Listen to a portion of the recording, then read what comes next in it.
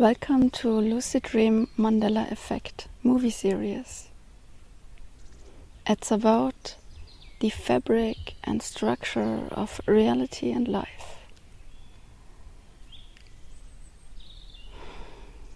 It calls me to connect the Mandela Effect, shifting timelines, synchronicity, dejavu, also how to hack reality, as well as simulation theory, all together into one big reality awakening, because it's no longer about telling any stories from visions, from shamanic realms or whatever. It is what actually happens and happened already.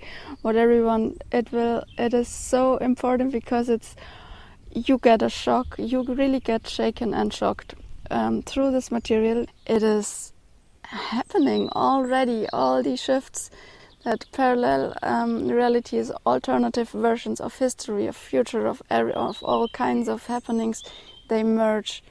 And realizing this, how deep this goes, it is shaking, it is getting you a thrill. And this very frequency is what it is all about. Once you got this thrill, your life, it is all, whoa, completely, it is a full stop and a full realization of, wait a moment, this can't be. I must be dreaming, am I? Something like this, yeah. It is helping us so much to realize our multidimensional beingness, and that time is not linear but fractal. Nothing is fact or fixed. It is very similar to a lucid dream, and we can control it via our heart and our mindset. This is what this all is about, and what will follow is a compilation, a best of about 40 videos. Therefore it will get up to 6 or 7 parts. And these will follow as main blocks, about each one about 1 hour. So I couldn't hand over it better than it is already done in these videos. Therefore I want to share this, because it's, yeah, afterwards we can again communicate. Before, I cannot talk to anyone anymore without not knowing about the Mandela Effect, what it is about, and how, whoa, stop here, it is too crass, really. And I'm so joyful to it will all be introduced and explained very well. So my comments maybe follow in the end or something. First we just watch the videos. There will be not so much cast parts in between. There are many things flowing through me, and it wants to have it really crystalline information shared, and therefore it's most effective way to share. And I knew about the Mandela Effect for about 1.5 years, but I didn't want to go more into, because I know it is huge, and it was right perfect to just now open up to it. What will follow is about 40 videos, best of compilation, that go so deep, and they just showed up in the very last year or even months. It is a very hot topic, but it's spreading like wildfire. Yeah. This is what exponential evolution of consciousness is about, to unleash.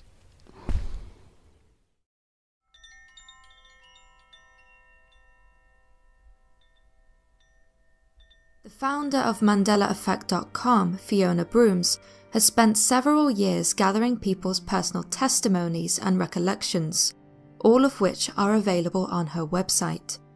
These statements help to illustrate an astonishing level of detail and surety. Both my wife and I remember Nelson Mandela dying in prison. Included in this memory are the funeral snippets on TV and a legal flap over book rights involving his widow. I remember Nelson Mandela dying in prison.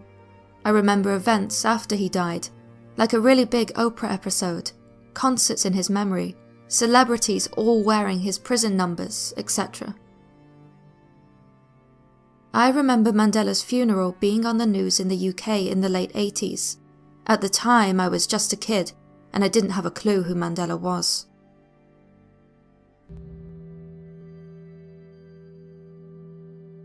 As follows.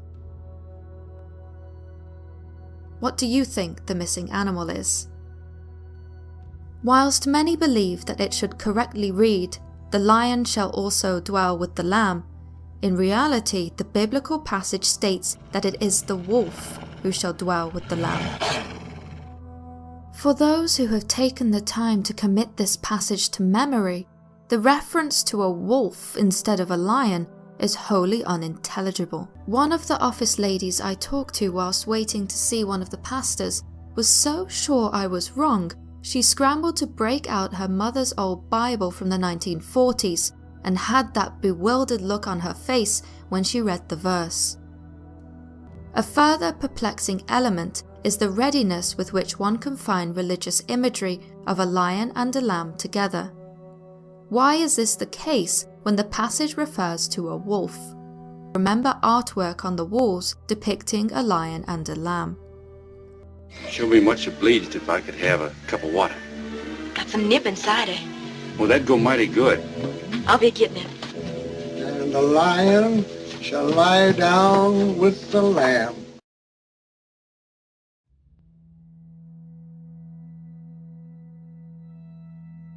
Gaining traction in recent months to become possibly the most widely believed case of the Mandela Effect is the shared recollection of a children's film from the 1990s titled Shazam, in which the comedian Sinbad portrayed a genie.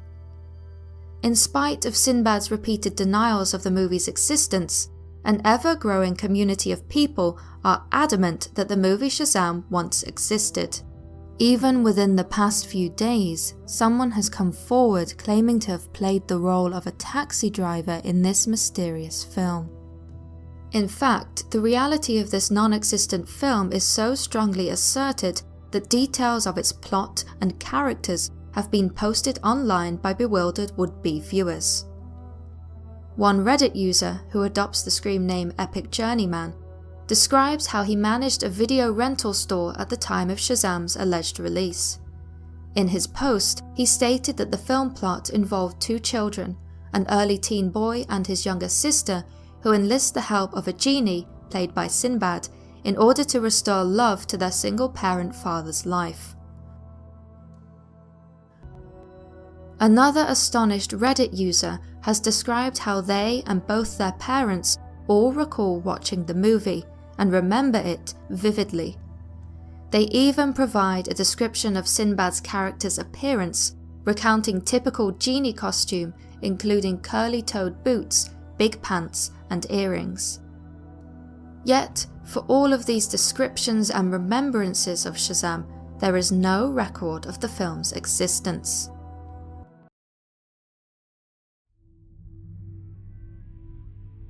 Many people believe that things have been altered in their reality from the way they remember them. The famous quote from Snow White, "Mirror, mirror on the wall," is now "Magic mirror on the wall." The back of the eye sockets never had bone, now it does. An interview with the vampire has now been changed to an interview with the vampire. People remember Gene Wilder died in 2013, he actually died in 2016. C-3PO isn't all gold now, he has a silver leg. People remember Shasha Gabor dying multiple times. The Fruit of the Loom logo no longer has a cornucopia. People remember Gaddafi dying multiple times. Sally Field's last name no longer has an S. People remember Castro died in 2011. He actually died in 2016. Mickey Mouse no longer has suspenders. The classic Queen song, We Are the Champions, no longer ends after Of the World. The Of the World part is gone. In Star Trek, the famous quote, "Beam me up, Scotty," was never said. Dr. Dolittle is now spelled with a single O. Gandhi's name is now spelled with an H at the end instead of the beginning. People remember Sinbad in a genie movie in the 90s. No such movie. People remember Bill 9 dying in 2012. He's still alive. Halley's Comet is now spelled with 2 L's. People remember a landmass right next to Australia on the west. No such mass now. People remember the tank man refusing to get out of the way and was run over. However, that's not the case. He actually just got on top of the tank. Marilyn Monroe's beauty mark has changed location. Moses is now depicted with horns. Google Moses depicted in art to see more examples. People remember Cuba being smaller than it is today. In the Bible, the animal that will lay with the lamb is no longer the lion, but the wolf. The quote from the movie Forrest Gump, "Life is like a box of chocolates," is now, "Life was like a box of chocolates." The Barbie song lyrics used to be, "I'm a Barbie girl in a Barbie world," is now, "I'm a Barbie girl in the Barbie world." Thanksgiving is no longer on the 3rd Thursday of November, it is now on the 4th Thursday. The Addams Family is now spelled with a double D. The Chevron logo now has the red on the bottom instead of the top. Hello everyone, this is JC and I hope you enjoyed the video.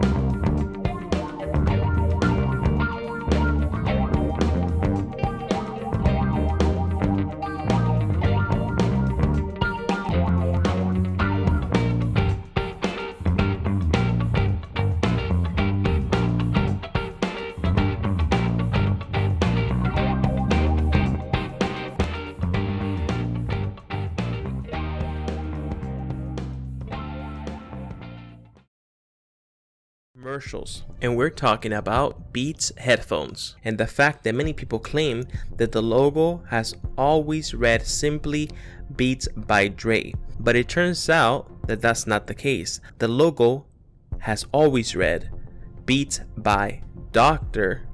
Dre. Here are some of the comments you guys left on the matter. Stephanie wrote this: "It was Beats by Dre. I worked at Staples and saw the logo almost daily when it came out." She had 987 likes on this one. Jay Johnson commented this: No, it was Beats by Dre. I'm a graphic designer and super particular about visuals. It just looks ridiculous. 385 likes on that comment. This next one is from Border of Chaos. I'm a DJ and I bought 4 pairs when it first came out. It was Beats by Dre. 591 likes on that one as well. Usually I don't like to include logos on these best of the best list, but I think this next one is a quote from the Matrix movie. This one blew me away personally. I clearly remember, as many others, Morpheus saying this quote, but apparently it was never said. The quote I remember is the "What if I told you" quote. I remember the quote as, "What if I told you everything you knew was a lie?" But apparently in our current version of this reality, it was never said. When I first heard about this, it rocked me. This is by far one of my favorite movies, and I have seen it at least 20 to 40 times. And here are some of the things you guys had to say about it. Steve said, "I've seen The Matrix at least 1,000 times, and it's in it." 405 likes on this one. Matthew said, "Matrix quote, I remember it." We have this Mandela Effect. It came out of nowhere, and it was a huge hit when I featured it in one of my recent updates. And it has to do with an immensely popular TV show, Star Trek Next Generation.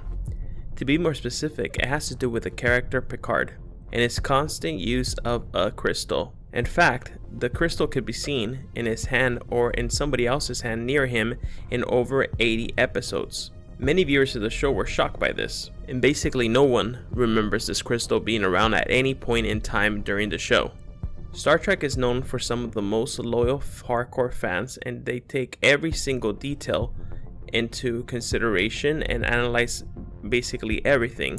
So this Mandela Effect is so much better because of this. Here's what some of you guys had to say about this one. This comment is from Sarah W. Fox. "I'm also a huge Star Trek fan, especially the first one and Next Generation. I don't recall a crystal at all.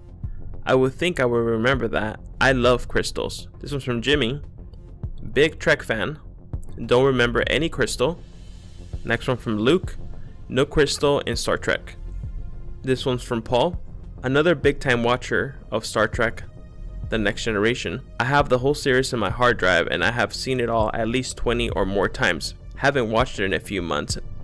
But no, there was never a crystal like you describe.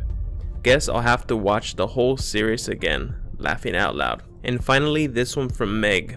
I think this one is especially interesting. "My dad is a hardcore Star Trek fan. Saw every episode. He does not remember the crystal. He says it changes the whole character. He was never one to fidget. He was a decisive man, and now he's a nervous man." Finally, we have number 1. This is one of the biggest Mandela Effects I have ever heard of. And on top of that, it is a 2-for-1 Mandela Effect.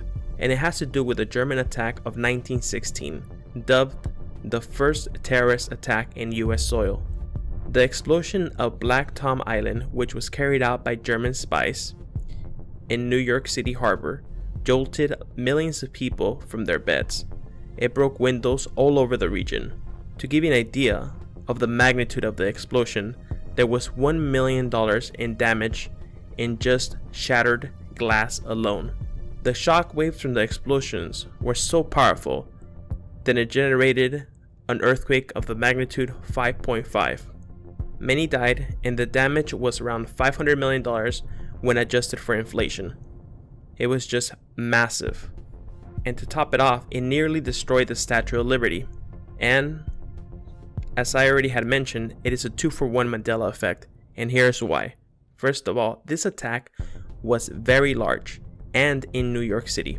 Nearly destroyed the Statue of Liberty, so this should be very historic and important.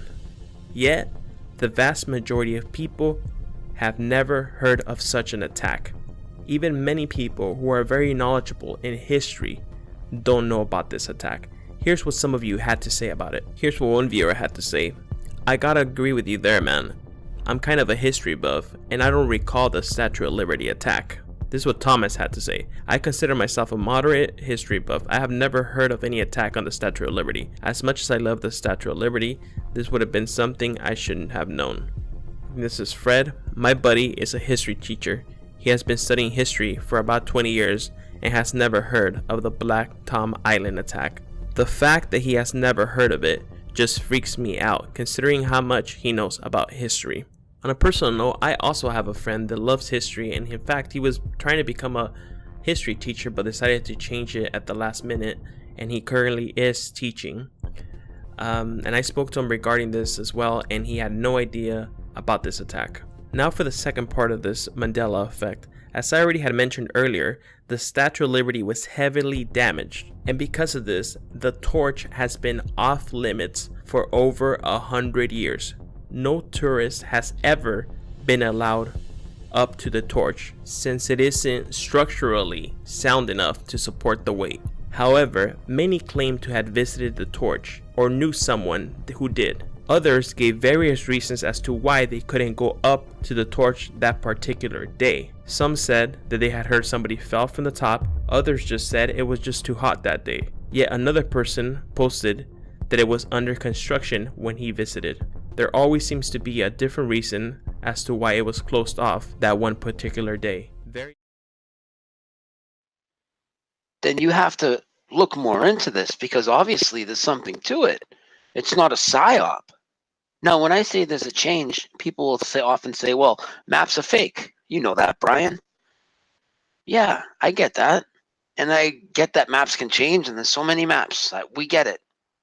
But the changes I'm going to show you, and what you're going to remember, like if you remember the Panama Canal going east to west like I do, well, you can go back and look at any maps you want. Like you could pull out your books from when you were in grade school or your kids' grade school or encyclopedias that you have, atlases as back as many years as you want. And the Panama Canal is not going to be east-west like we remember. It's going to be north-south. This right here is like what I remember, okay? I know this is just this isn't like, quote-unquote scientific drawing or whatever, but okay, this is what I remember. South America, North America, Panama Canal, right? Now, not only is the Panama Canal, wait till you see where South America is. South America is like 1,000 miles over here now. It's over near Africa. No bullshit. Watch this. This is your world now. Now we're going to talk about a few of these. Look at South America. Look how far over to the right it is. Now, you can pull up any map you want, and I'm going to bring up Google Maps in a second to show you what theirs is. But you can go back, and the maps are all going to reflect what they're showing now. And yes, we know Google Maps, of course, is a lie. Yeah, we get that. But it doesn't matter. That's not what the point is here. You can go back as far as you want. So look at the Panama Canal right here. North and south. North and south Panama Canal. And it's not only that. Look at Cuba. Where I come from, people, Cuba is just a little island.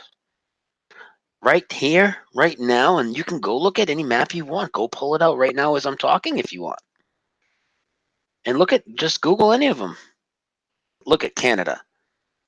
I mean, not crazy in the Panama Canal, but look at Canada. Look how up here, how decimated it is by ocean. I know the Hudson Bay is here, but up here, how decimated the top right third of it is by ocean.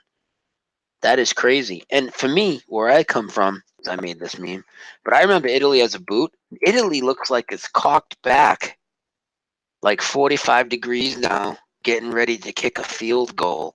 It wasn't like that where I come from. No. Nor was it so close to Greece. For me, where I come from, Australia did not have this bite taken out of the top of it here. It was just rounded. I mean, it was like this. It wasn't this big square taken out. Look at this. No, that wasn't there where I come from. I'm sorry. And if you're like me, and you know that wasn't like that, then you are Mandela affected, my friends. You guys have all heard of the Great Wall of China. I know you have, right? Well, now there's the Great Wall of Pakistan. There's the Great Wall of India. Okay, and they're huge.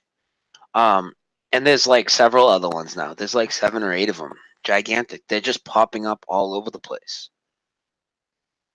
So the entire layout of everything is changing.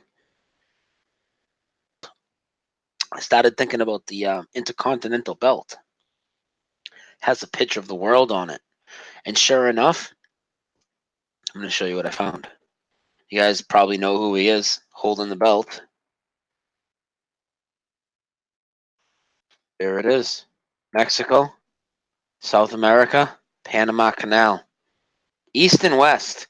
Now, I know this doesn't have to be the most accurate belt. I get that. But we're talking about where Mexico touches South America and what direction. I mean, they're going to get that right. And they did. And it remains. This is the world I come from. That's my reality. But that's never been the case in this reality. Ever. That should bother you if you haven't looked into this. Alright, I'm going to keep this video short. This was meant to show you some of the geography changes. There are a lot more, okay? I'm not an expert on the geography changes, but I wanted to show you some of the bigger ones. Research the Mandela Effect. If any of these resonate with you and you're sure of it, don't doubt your memory. You're not crazy. There's a lot of us out here. A lot of us. And we're documenting these changes. Just open up and come talk to us. Good night. Map of the world, how I and many remember it. Current and always have been parallel reality shifted world map. Many remember the blue outline map.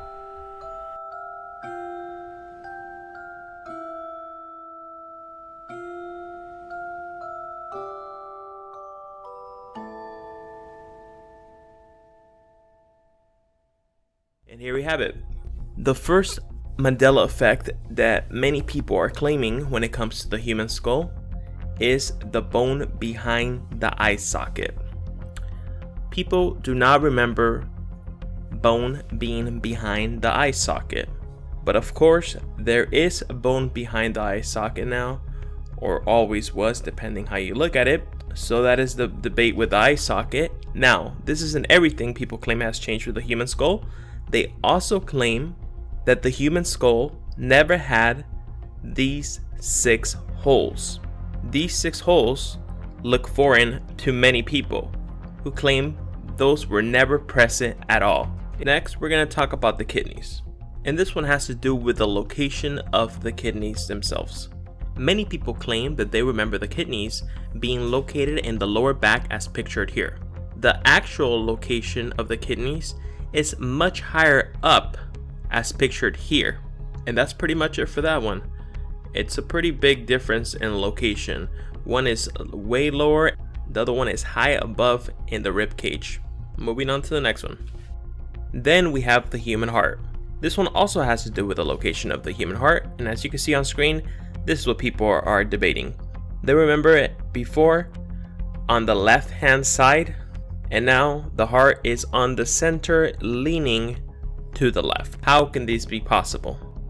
Well, there is a very popular theory that states that we are currently living inside of a simulation, basically a real matrix. If you're familiar with this concept, you know how likely this scenario is.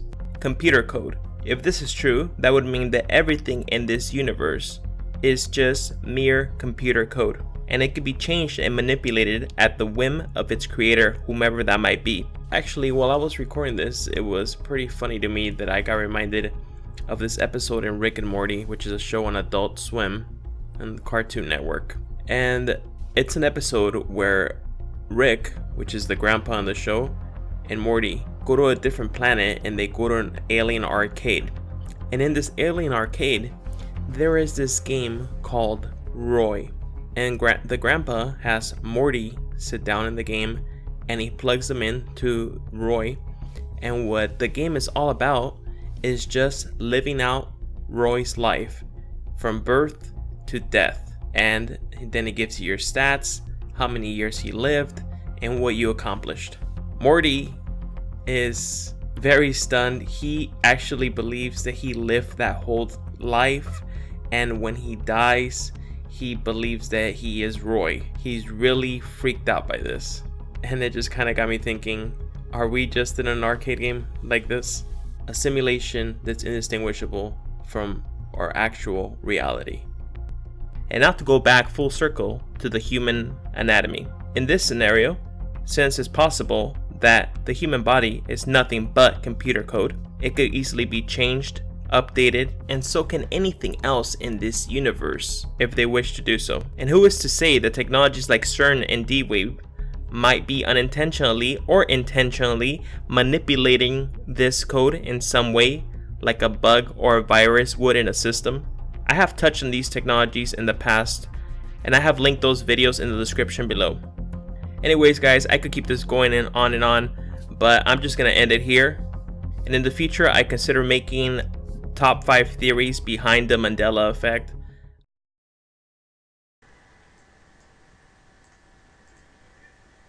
See these? This matches up with this. That matches up with this. You even got that skinny part right there. And then the tree line matches up with this tree line. The top matches. These, how we see some trees right here, matches. Everything matches except for the problem that these cannot exist in the same timeline, the same dimension.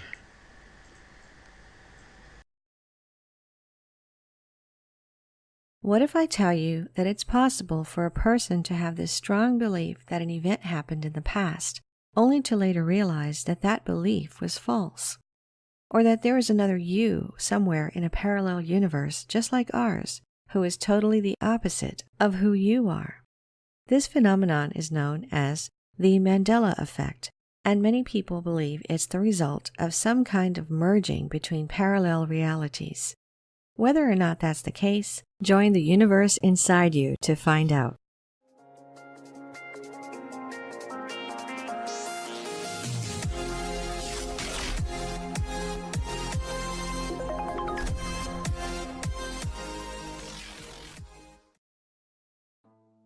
So, what is the Mandela Effect? It all began with the story of one man known as Nelson Mandela. Nelson Mandela was a South African anti-apartheid revolutionary, political leader, and philanthropist who was imprisoned in the 80s. That's when things get interesting. In 2010, a paranormal writer and researcher, Fiona Broom, recalled having a clear memory of Mandela dying in the 1980s while he was still at the notorious Robben Island prison. She even recalled watching the riots that ensued on the news with great detail. The strange part was that many other people in South Africa also shared her opinion and her memories. Broom was famously quoted to have said the following: "See, I thought Nelson Mandela died in prison. I thought I remembered it clearly, complete with news clips of his funeral, the mourning in South Africa, some rioting in cities, and a heartfelt speech by his widow. Then I found out he was still alive." She called this strange phenomenon the Mandela Effect. She and many other people believe that the phenomenon was a result of a distortion caused by the movement between parallel realities. Another interesting case of the Mandela Effect is with the famous painting of the Mona Lisa. People think the Mona Lisa is smiling now, but they remember clearly that she used to be emotionless. A lot of folks passionately insist that the Mona Lisa has changed because they remember her having a straight face without any emotion. When we look closely at the magnificent painting now, it seems as if she's got a smirk instead of a straight emotionless face. All of these stories and cases of the Mandela effect sound amazing, but they all make you wonder, is there some quantum explanation for this phenomenon? Perhaps there's some quantum event unlocking some kind of portals which allow parallel dimensions to shift and merge with one another. According to some people, there are various portals into these parallel realities, and a recent discovery made by some scientists of the possible first proof of parallel universes might just change the whole thing. The study carried out by a group of British astronomers shows the inexplicable places in the cosmos that may offer the very first proof that we are all living in the multiverse. The theory itself has raised a whole lot of questions like, is there another you and I out there? Another you on another planet living another life? Is there another version of events out there in another world? The theory of the multiverse proposes that there is an infinite amount of universes out there, and that includes our own planet. But this is just one of the numerous theories that tend to prove the possibility of the existence of a multiverse. Another theory that tends to prove this theory of a multiverse is the infinite universe. It's not known what the shape of space-time is, but a particular theory tends to show that the universe is flat and infinite, meaning the universe goes on forever. The believers of this theory say it is possible for universes to start repeating themselves, owing to the fact that particles can be put in more than one way, creating a series of parallel universes and dimensions. Another interesting theory is the mathematical universes theory. The foundation of this theory is the fact that our external physical reality is made completely out of mathematical equations. This leads people to believe that the physical universe is mathematics in a well-defined sense, and in those worlds complex enough to contain self-aware substructures, they will subjectively perceive themselves as existing in a physically real world. The hypothesis suggests that worlds corresponding to different sets of initial conditions, physical constants, or altogether different equations may be considered equally real. The structure of this theory may change, but that would depend on the universe that you are on. Max Tegmark of the Massachusetts Institute of Technology was once quoted saying the following: "A mathematical structure is something that you can describe in a way that is completely independent of human baggage." The most known theory is the parallel universe theory, designed by a man named Hugh Everett III, a young Princeton University doctoral candidate who in 1954 came up with an idea that there was and is a high probability of the existence of parallel universes, ones that look exactly like ours. He claimed that within these parallel universes, our wars have had different outcomes than the ones we know. This theory could give us an explanation for the mysterious occurrence of the Mandela effect. Could it be that those who believed that Mandela died in the prison somehow shifted their consciousness into one of these parallel universes and dimensions, but were later drawn back to ours? This could explain all of their false memories, which perhaps weren't false but were true, simply not in this parallel universe. Another man who also spoke more about this theory was the late Stephen Hawking. His last paper before his death talked about the multiverse theory. It was published a few months after his death, and Stephen Hawking talked about the theory in detail.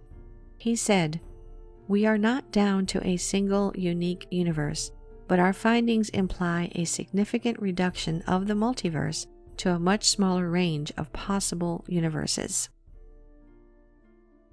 According to Stephen Hawking's theory, we have more than one universe, and there are infinitely more parallel universes that are just like ours, that also contain someone like you, meaning there is another you out there who is not watching this video right now, and he or she is probably the direct opposite of what you are right now.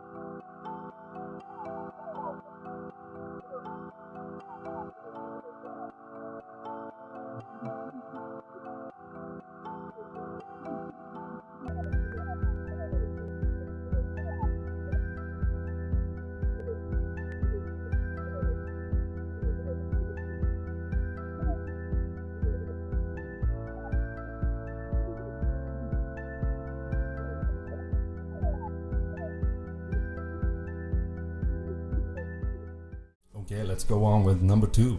John Goodman. Wow, I love this man. He played a role in the movie The Flintstones when that came out. I'm not exactly sure, 94 or 97, I don't know, somewhere there. However, around 10 years ago, I remember this very well too. The media, not the social media, the media everywhere announced his death. That John Goodman at the age of 50 something, I think it was 52 actually, but yeah, that John Goodman had a heart attack and died. But no, he's not dead. he lives on, and you know, to tell him that he died. He never died. Not here. Not in this perception of things. But I remember him doing so I don't know, maybe you do too. Let me know in the captions, comments.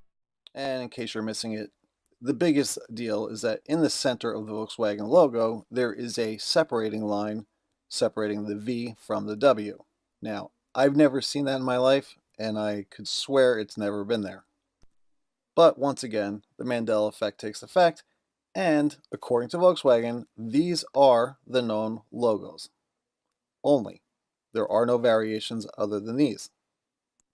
I continue my searching and then stumbled upon this.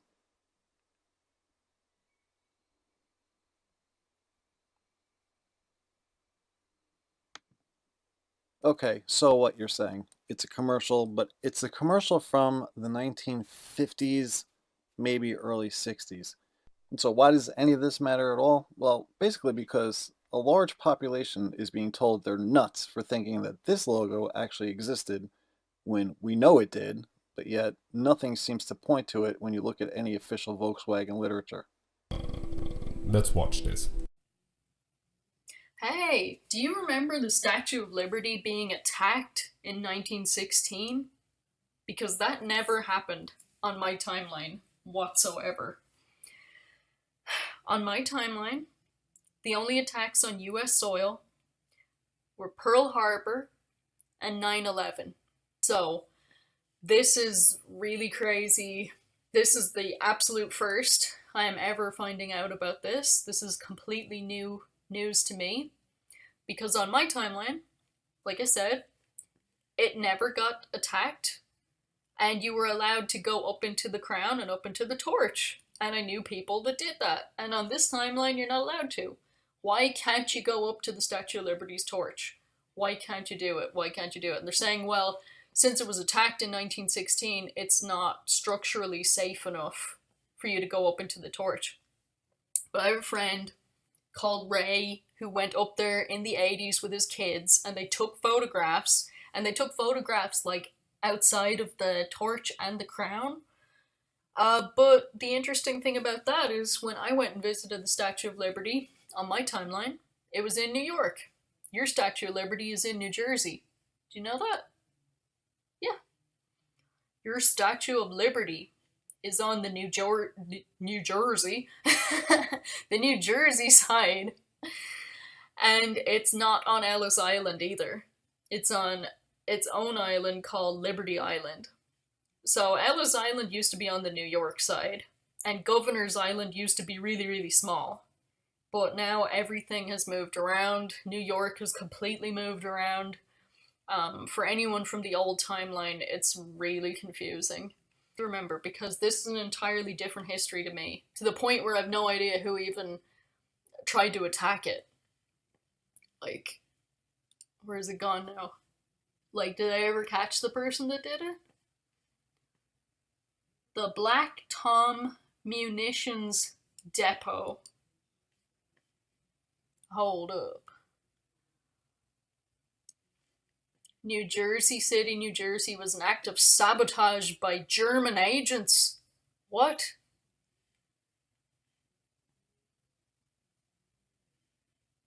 What? Well, Germany getting up in there and changing history? Sounds weird. From everything I've learned and heard and seen about the Statue of Liberty, that was the case. Okay, let's move on, shall we?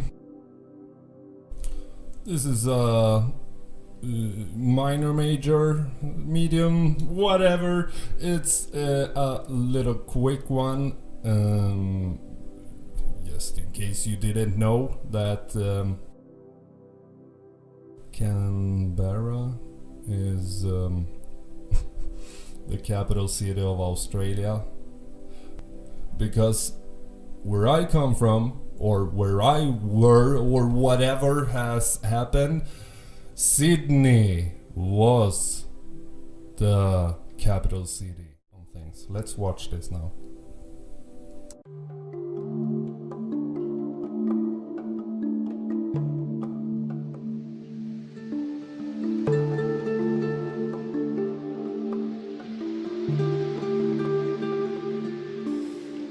I know I haven't been on here in a while. This Mandela effect is affecting me big time, and I'm almost having trouble functioning, and I know that there's something happening with me, and I know others have spoke about it,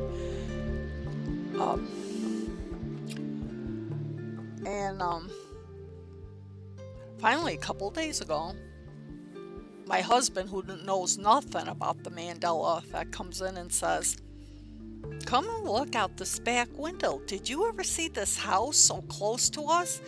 And as soon as he said that, I jumped up and ran to the back in the dining room and looked out the window. And I never saw that house in our backyard. Never. I knew there was a house way over on the other road that you kind of can see vaguely, like that if they leave a light on in their backyard. That's all. But I had no idea. Well, I went there. I saw the whole house. I mean, just like it's sitting there right in our backyard. And I'm flipping. And of course, my husband doesn't want any part of anything strange like that. He can't deal with it, and most people can't. So I took my camera and I just pointed it out the window, and I went through the window to get it, because as things are, I thought it could disappear right before my eyes. So I took it as quick as I could, and this is what it looked like. Now, do you see the house there? It's clear that there's a house back there, right? Well, then, a few hours later, I didn't want to look out that window again. But I said, I gotta. And I looked out, the house is gone. It probably went back where it originally was. But when that happened, I'm thinking, yeah, there's something really going on with me. I mean, I know there's others, but when you can actually take pictures of something like that and see it happening right before your eyes, if you don't think that that's something weird.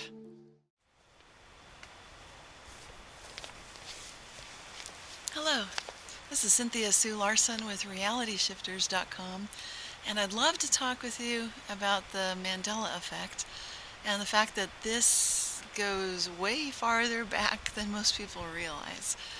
In fact, I'd like to invite you to think about your earliest experiences with the Mandela Effect as you're watching this video. And even later, if later you realize, wow, I just thought of another one, come on back and leave a comment, because I'd love to hear about it. Or send me an email. As you might realize, I've been tracking this phenomenon since the late 1990s, when I first published a book, the original version of this book, Reality Shifts, When Consciousness Changes the Physical World, and I talked about the alive again phenomenon, mentioning a famous actor who some people may or may not remember, but basically I'd heard that he died and passed away, and then later saw that he was alive again. So if you saw the TV show Dallas and Who Shot JR, then you might remember Larry Hagman played that character. But this is for real. This is Larry Hagman himself. And I was blown away by the fact that I saw him alive again. And I know for sure he died before I wrote that book in the 1990s.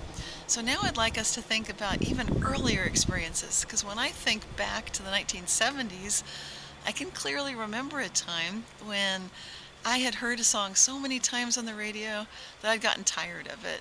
You know how you can get kind of sick of a song. And then they stopped playing it altogether. So I started missing the song, ironically, the one I had started getting tired of hearing. But then I couldn't find it on any of the radio stations anywhere. And I looked, I kept changing the dial, nothing. So I gave it up, stopped thinking about it. Several months went by.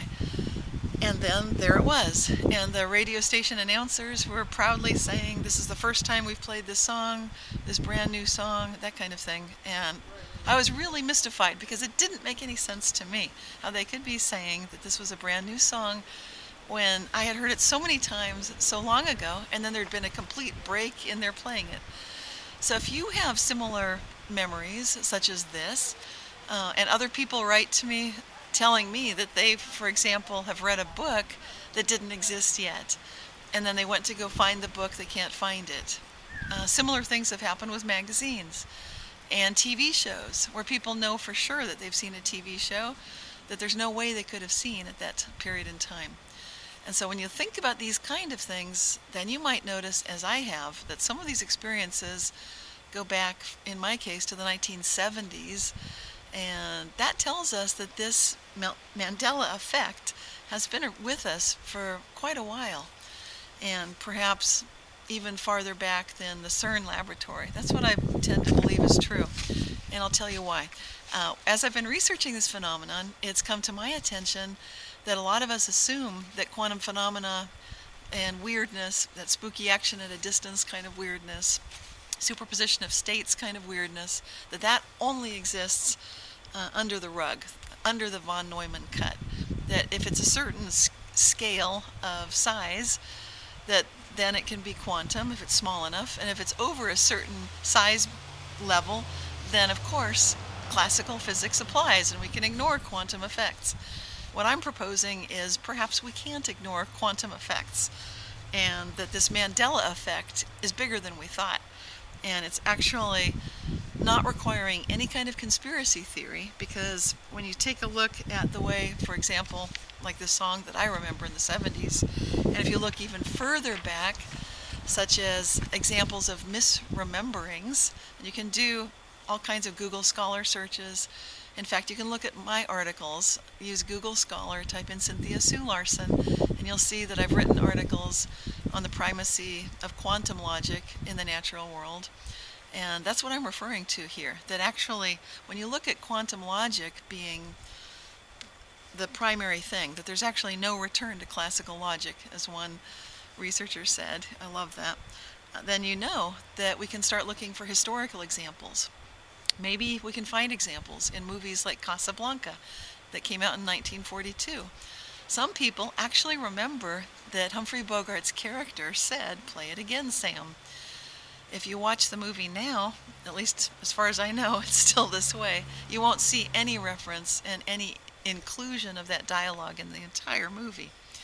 And so this is an invitation then for all of us, as we recognize that thinking and asking yourself, what are your earliest Mandela effect memories? What are the earliest examples of something being a little bit off that you noticed? Pay attention, pay closer attention. And thanks to the internet, we can now come together and share some of our experiences. We don't expect that everyone's going to agree with us. In fact, we expect quite the opposite. You might have heard of Stephen Hawking, the famous physicist. He co-authored a paper with Thomas Hertog back in 2006 about top-down cosmology. And I love the quote that Thomas Hertog included. I think I've got it here somewhere. Yes, quantum mechanics forbids a single history. So that in itself isn't that shocking, but then when you put that together with the observation that I am making that quantum physics can't be swept under the rug, that quantum logic and quantum phenomena absolutely are occurring at every level of reality, then you start recognizing just how big this Nelson Mandela effect really is. So I'd like you to keep thinking about early examples as you continue to ask my favorite question, which is, how good can it get? Especially when you're looking at shifting realities, the Mandela effect is really important. So as you ask yourself, I wonder what else could have changed, what else have I noticed, and how good can it get when I notice these things, then you'll have, as I've experienced, better results in terms of finding things and also having good experiences in general. So until next time, this is Cynthia Sue Larson, and again inviting you to keep asking that question pretty much in any time in your life, whether things are going good, bad, or just middling. How good can it get? Take care.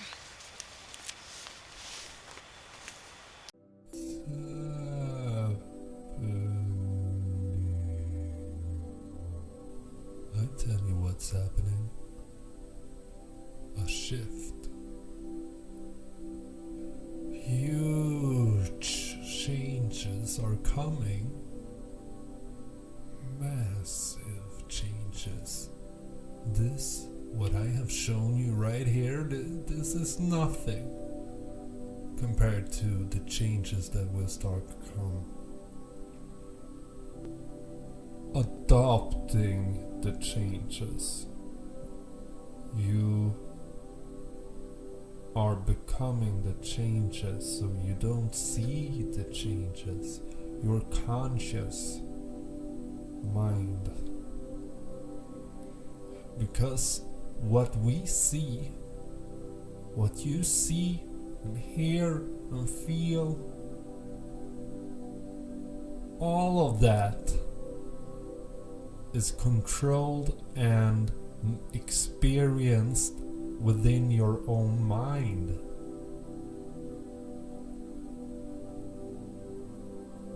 What does that tell us? That tells us that our own minds are making this reality for what it is.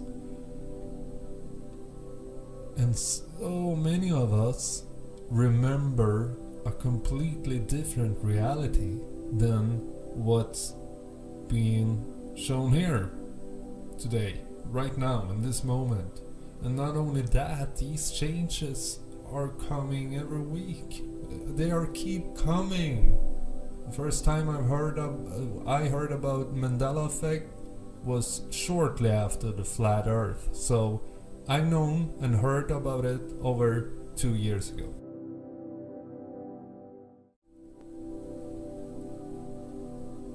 It's actually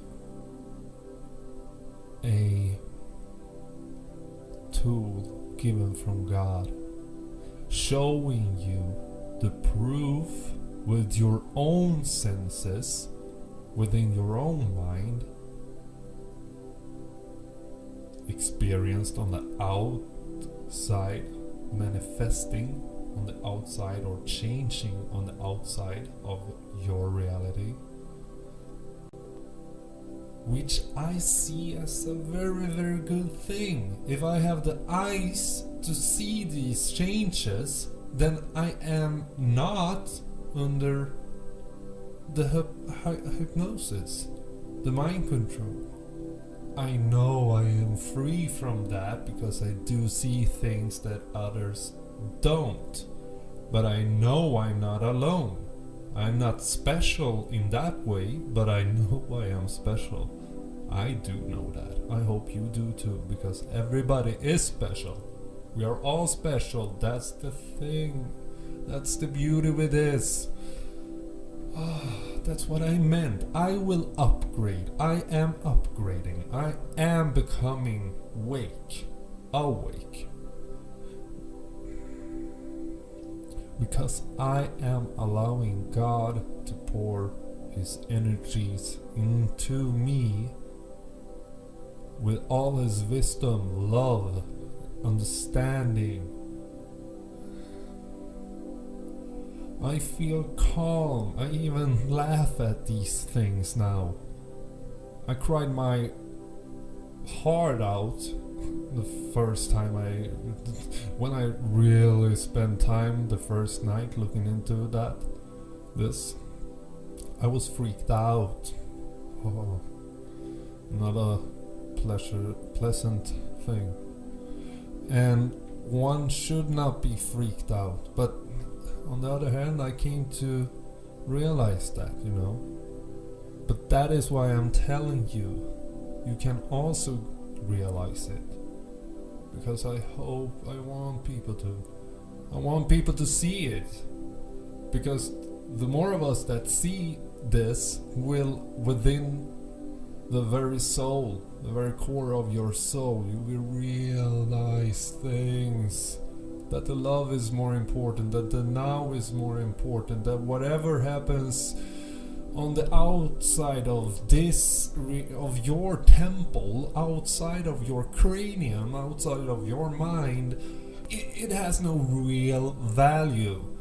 On the other hand, connections does have value, and you know, feelings does have value. And this video became very, very long, but this was the bottom line of everything that I showed to you, because it will continue to change. As I said, things will get very changed. I hope you wake up. I hope you feel God. I hope God makes you see and feel and know in your heart. You are beautiful. But I know you're real, genuine, curious, loving, caring, awesome people. I know you will, and I thank you so much for it. But in the end, this was made for you. All I do here is for you. You know? We're all in this together. We are. Might as well make the best out of it, you know? Let's be on that love boat or love train or whatever. Well, we should help each other, you know, but the ones that clearly doesn't want to change themselves or their minds or anything, well, let's just leave them be where they can be. And we go on and just being awesome. Because if you want to save our world, you need to free your mind. Libertas out.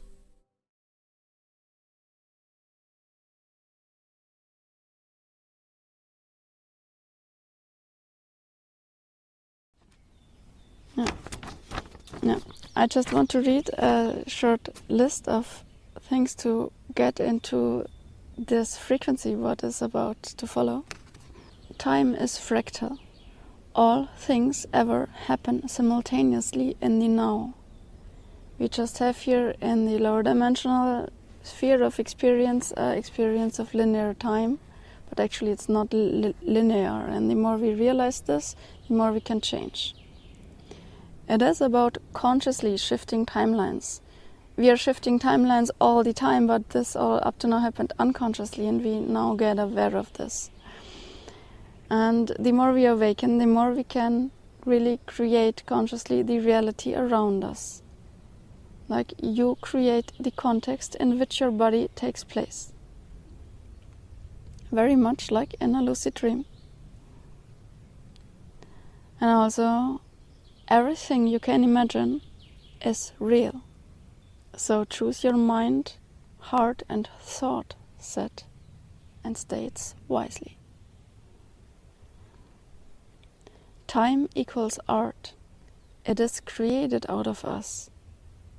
And everything happens on the inner projections of the self. And this is completely adaptable, shiftable. Here is where the magic unfolds.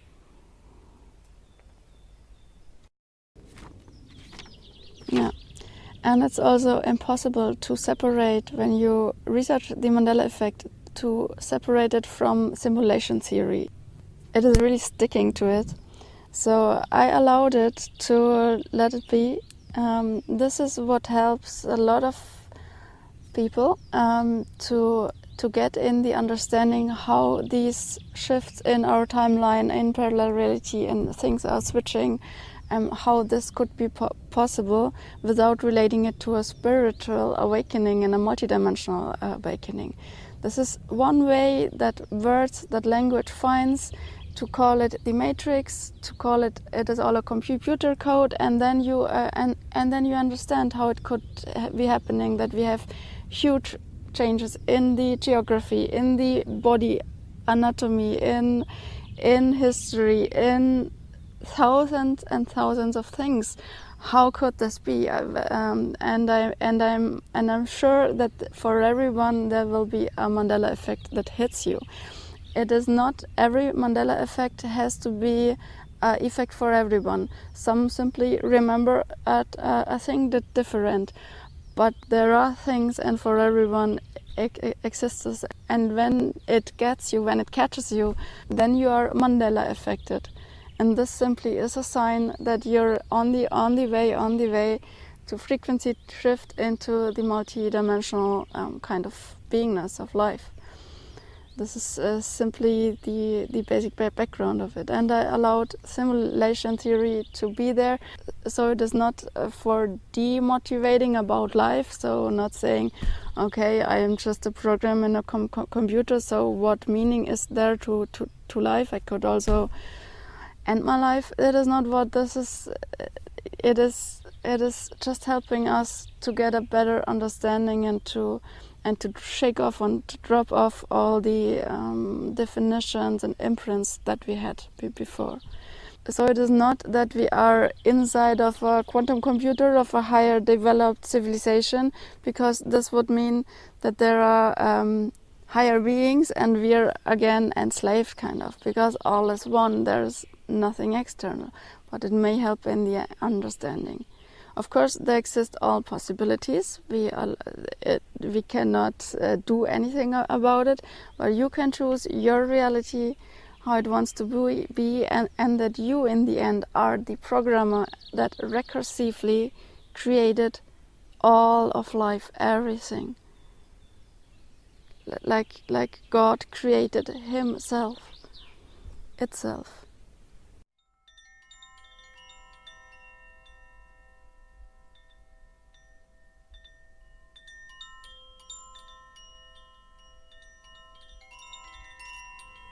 Yeah, this is what will now become enlightened and showing up, and it's, yeah, hand it over.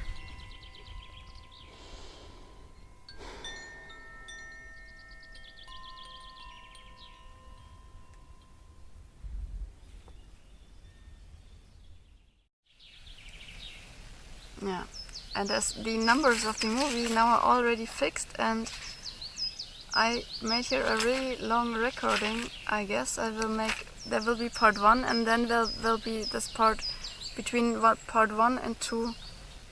Do it in this order first, because I make them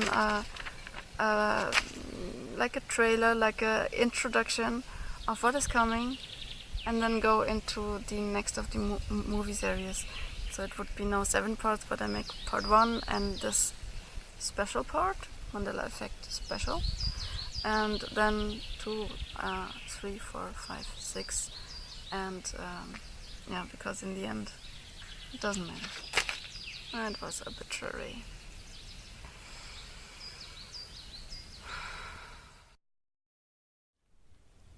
For all German speakers, ihr Lieben, das wurde jetzt einfach optimiert. Das heißt, ich mache das jetzt nicht alles doppelt. Dankeschön. Wundervolle Menschen helfen großartig, die Untertitel schon perfekt auf Englisch vorzubereiten, und dann ist die automatisierte Übersetzung von YouTube gar nicht so schlecht. Und die letzten 5%, die kann man dann selber hinfügen. Und auch so verstehe wenn ich dir sage, I want you to understand, es gibt keinen Deutschen, der das nicht versteht. Ja? Lass mal so diese Abwehrhaltung dagegen fallen. Es ist schon so viel Universalsprache. Es sind Begriffe, die wir tausendmal dank der Filme, dank der Werbung überall, die sind schon eingedeutscht. Das immer mehr zulassen, dass teilweise kann es echt verständlicher sein, wenn man das mit englischen Untertiteln schaut. Das sind ganz einfache Worte und dann muss man nicht ständig quer übersetzen. Dass man sich einfach dafür öffnet, weil am Schluss können wir nicht nur Englisch, sondern eigentlich alle Sprachen. Das ist nur ein Switch, dass wir aufhören zu glauben, dass wir limitiert in dieser Form und mit dieser Geschichte wären, dass wir nur die und die Sprachen in der Schule gelernt hätten. Wenn das alles abfällt, dann haben wir plötzlich Zugriff auf die ganze Sprachbibliothek. Und das ist auch ein absoluter Tipp von Santos Bonanacci, das Video, wo er alle Sprachen der Welt vereint. Wo er dir ein Wort sagt und das nächste Wort und das nächste Wort und dann spricht er das in 20 Sprachen aus. Und dann checkst du, ja krass, das klingt ja alles echt total gleich. Das sind nur ganz minimale Änderungen, voll die Ähnlichkeitsabbildungen. Und dann fallen die Blockaden in dir von, ich kann das nur, ich kann das nicht und so. Das macht es einfach einfacher. Ja, genau. Und ich habe die Untertitel für Community-Beiträge freigegeben. Das heißt, das kann nachträglich auch noch optimiert werden, dass die Untertitel alle schön da sind. Nicht nur Deutsch, sondern auch in anderen Sprachen. Genau, alles optional.